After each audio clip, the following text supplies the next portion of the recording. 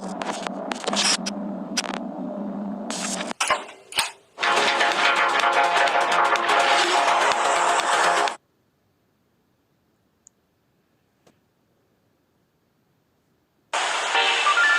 launching on Nintendo DS first in 2009, Grand Theft Auto Chinatown Wars is the only post-Grand Theft Auto 3 game to make an appearance on a Nintendo console.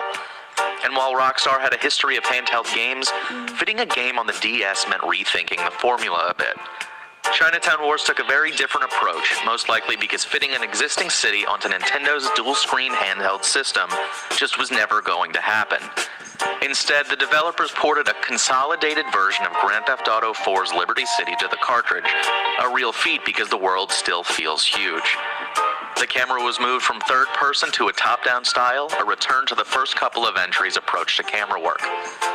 The touchscreen was a focal point in gameplay that made QuickTime events feel immersive because you were touching the screen to make them work.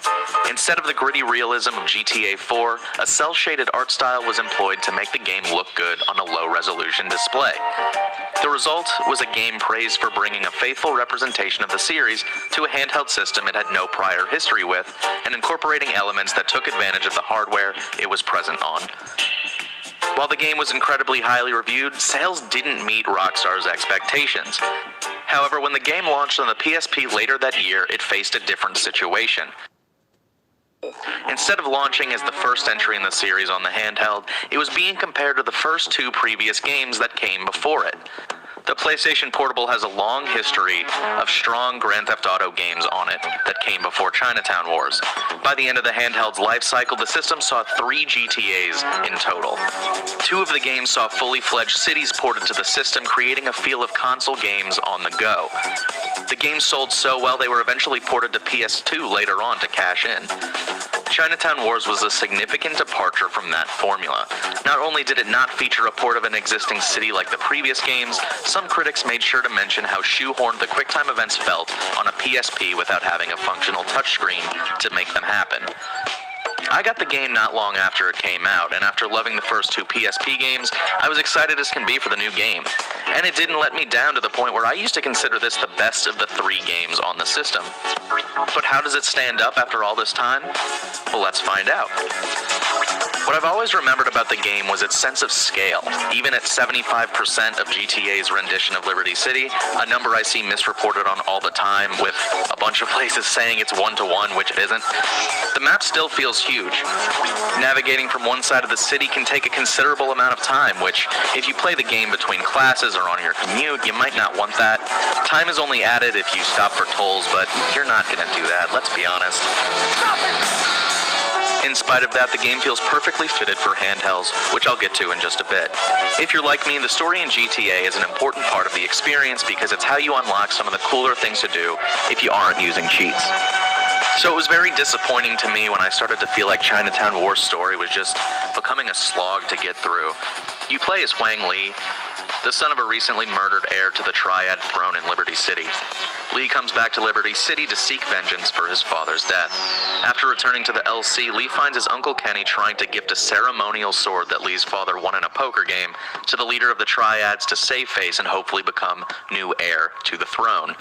While accompanying the delivery party, Li is attacked, gets grazed by a bullet, loses the sword, and is left for dead when his car is driven into the lake with him still inside. It's not exactly the warm welcome you want to come home to after your father has been mysteriously killed. But from then on, Li's only motive is to get revenge and get his sword back. In a series that has given us likable characters like Nico Bellic and Carl Johnson, Li is a pretty one-dimensional character, which is really disappointing to me. Throughout the entire story, he's just cold and unlikable, and the same goes for most other characters you encounter, so there's not really any redeemable people you're cheering for. And while the story takes aim at some more themes like race and stereotypes and the media agenda, the chip on Li's shoulder results in little being done with any of it. Everything just kind of lands with a thud. And because Li lived so far away from Liberty City, he kind of just walks into this turf war that he doesn't really have a side on. He doesn't really want to deal with it. And the worst part is he trusts everybody and anyone who gives him any measly crumb of information about his father's death, even though there's really no way of verifying any of it. So that leads to a real mission where you sink a ship filled with contraband and then immediately go on the next mission where you fish it all back out. If you compare that to GTA San Andreas when CJ has to return to his old home to find his mother's killer and he ends up getting sucked back into his old life, Lee's story just doesn't carry the same weight, and without a real tie to Liberty City, Lee just feels like a visitor, and when he gets double-crossed, it's like, yeah, Lee, you didn't have any reason to trust these people in the first place anyway. But outside of the disappointing story, the gameplay is really good. Driving feels great for a top-down game, and the top-down adaptation of classic 3D on-foot controls from previous games works surprisingly well. My only complaint is that the targeting is kind of fiddly, resulting in a lot of accidental deaths. After having two fully-fledged games on the PSP, like Liberty City Stories and Vice City Stories, with amazing soundtracks, this one is really lacking. There's no licensed music whatsoever. The closest thing we get to that is the most 2009 thing of having a dedicated radio station to Deadmau5, and that's not even a joke. One thing that stood out to me more than anything was how experimental this game got, foreshadowing a lot of features from GTA that came after. For instance, the cell phone in the game is your main hub for navigation and ordering weapons online. It's crucial in Chinatown Wars, where the phone in GTA 4 kind of just acted as a Roman rejection tool. It just feels more modern. Chinatown Wars feels like a game designed from the ground up with handhelds in mind, whereas the other PSP games felt like console games on the go, which I already mentioned.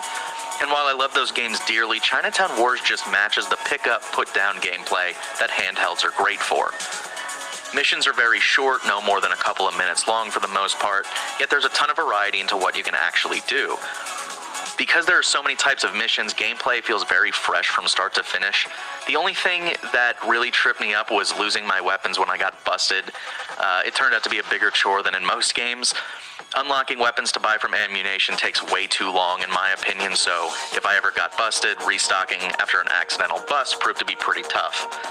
I rarely had the option other than a pistol to buy until way too far into the game. I felt underprepared for a lot of it because of it. The last note about the handheld-centric design comes from the way wanted levels are lost. To lose your wanted level, you either have to escape the cops like normal, or take out cop cars. Each star adds another cop car you need to destroy if you want to lose your wanted level.